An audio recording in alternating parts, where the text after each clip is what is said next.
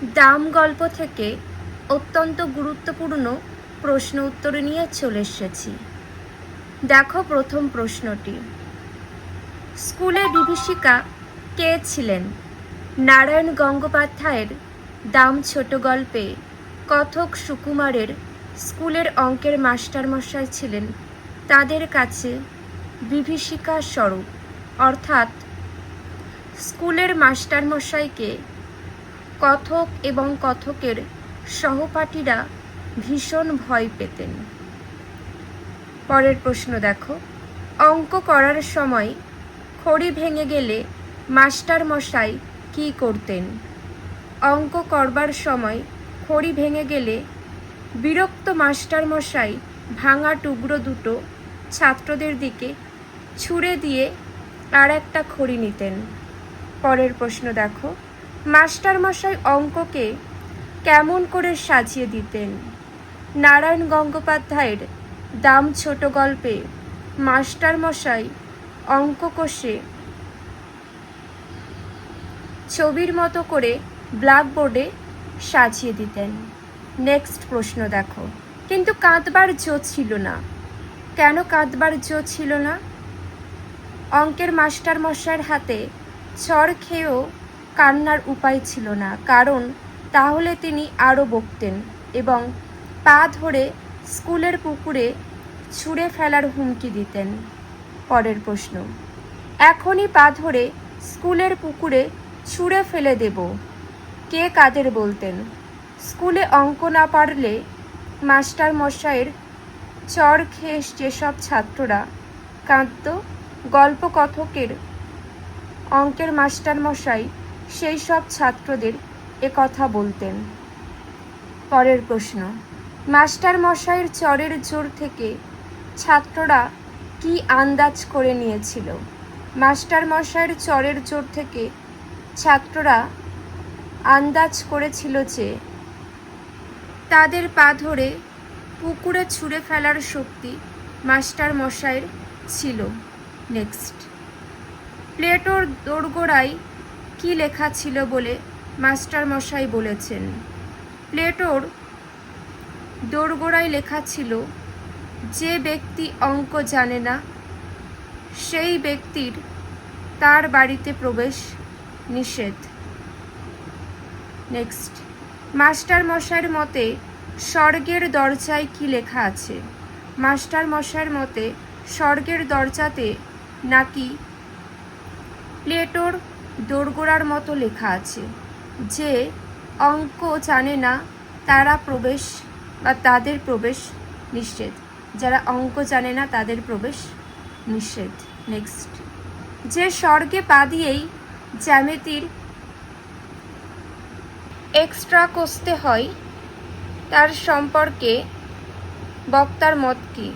বক্তার মতে যে স্বর্গে পা দিয়েই জ্যামিতির এক্সট্রা কষতে হয় তার থেকে লক্ষ যোজন দূরে থাকাই নিরাপদ। নেক্সট, ম্যাট্রিকুলেশনের গণ্ডি পার হয়ে সুকুমার কিসের হাত থেকে রেহাই পেয়েছিলেন? ম্যাট্রিকুলেশনের গণ্ডি পার হয়ে সুকুমার অঙ্ক ও বিভীষিকা স্বরূপ অঙ্কের মাস্টারমশাইয়ের হাত থেকে রেহাই পেয়েছিলেন। নেক্সট, সুকুমারের কাছে ছেলেবেলার গল্প লেখার ফরমাশ কোথা থেকে এসেছিল? একটি অনামী পত্রিকার পক্ষ থেকে সুকুমারের কাছে তার ছেলেবেলার গল্প লেখার ফরমাশ এসেছিল। পরের প্রশ্ন দেখো, সুকুমার কলেজে কি পড়ান? নারায়ণ গঙ্গোপাধ্যায়ের লেখা দাম ছোট গল্পে সুকুমার কলেজে বাংলা পড়ান। নেক্সট, সাহিত্যের ইন্দ্রচন্দ্র মিত্র বরুণ কাদের বলা হয়েছে? সাহিত্য জগতের রথী মহারথী অর্থাৎ স্বনামধন্য সাহিত্যিকদের সাহিত্যে ইন্দ্রচন্দ্র মিত্র বরুণ বলা হয়েছে। নেক্সট, ওটা প্রীতির ব্যাপার, কোন ব্যাপারকে প্রীতির ব্যাপার বলা হয়েছে? কয়েকজন ঘরোয়া মানুষের কাছে ঘরোয়া গল্প বলাকেই প্রীতির ব্যাপার বলা হয়েছে। পরের প্রশ্ন দেখো, সুকুমার কাকে নিয়ে তার ছেলেবেলার গল্প লিখেছিলেন? সুকুমার তার স্কুলের অঙ্কের মাস্টার মশাইকে নিয়ে ছেলেবেলার গল্প লিখেছিলেন। নেক্সট, পত্রিকা কর্তৃপক্ষ সুকুমারকে কত দক্ষিণা দিয়েছিলেন? পত্রিকা কর্তৃপক্ষ সুকুমারের লেখায় খুশি হয়ে তাকে 10 টাকা দক্ষিণা দিয়েছিলেন। পরের প্রশ্ন, সুকুমার মাস্টারমশাইয়ের কাছ থেকে কোনটাকে নগদ লাভ বলে মনে করেছিলেন? নেক্সট প্রশ্ন দেখো, তারপরে আরও অনেক দিন পার হয়ে গেল, এর ফলে কি হয়েছিল? অনেক দিন পার হয়ে যাওয়ায় কথক তার পত্রিকার লেখা এবং মাস্টারমশাইয়ের কথা সবই ভুলে গিয়েছিলেন।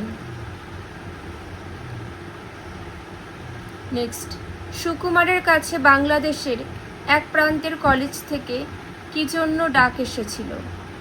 দাম গল্পের কথক সুকুমারের কাছে বাংলাদেশের এক প্রান্ত থেকে একটি কলেজের বার্ষিক অনুষ্ঠানে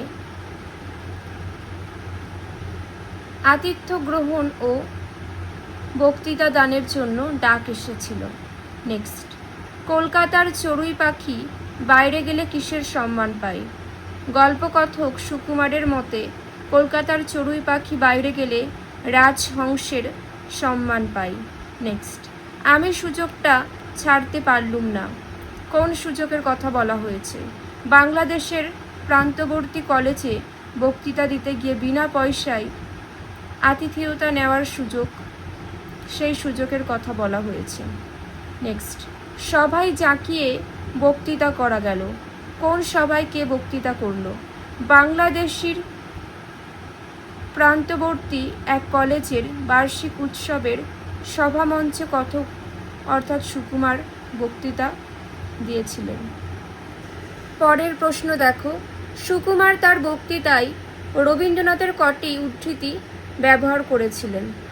সুকুমার তার বক্তৃতায় রবীন্দ্রনাথের 12টি উদ্ধৃতি ব্যবহার করেছিলেন। নেক্সট, সুকুমার তার বক্তৃতার ইংরেজি কোটেশনটি কার নামে চালিয়েছিলেন? সুকুমার তার বক্তৃতার ইংরেজি কোটেশনটি আইরিশ নাট্যকার জর্জ বার্নার্ডশর নামে চালিয়েছিলেন। পরের প্রশ্ন, তখন অল্পের জন্য ফুলদানিটা রক্ষা পেল, কোন সময়ের কথা বলা হয়েছে? বক্তৃতার শেষের দিকে দেশের তরুণদের জাগ্রত হওয়ার কথা বলে কথক যখন প্রচণ্ড জোরে টেবিলে কিল মেরেছিলেন, সেই সময়ের কথা বলা হয়েছে। নেক্সট প্রশ্ন দেখো, 9টা দেখে নাও, সাথে উত্তরও দেওয়া আছে। পরের প্রশ্ন, সুকুমারের বক্তৃতার বিশেষত্ব কী ছিল? দামের অর্থাৎ দাম গল্পের কথক সুকুমার তার তৈরি একটি বক্তৃতাকেই সামান্য পরিবর্তন করে রবীন্দ্র জন্মোৎসব থেকে বন মহোৎসব সর্বত্রই চালাতেন। যে যে প্রশ্ন উত্তরগুলি আলোচনা করে দিলাম প্রত্যেকটা গুরুত্বপূর্ণ খুবই, তাই সকলে চেষ্টা করবে নিজেদের খাতায় লিখে নেওয়ার। আজ এখানেই শেষ করছি, সবাই খুব ভালো থেকো।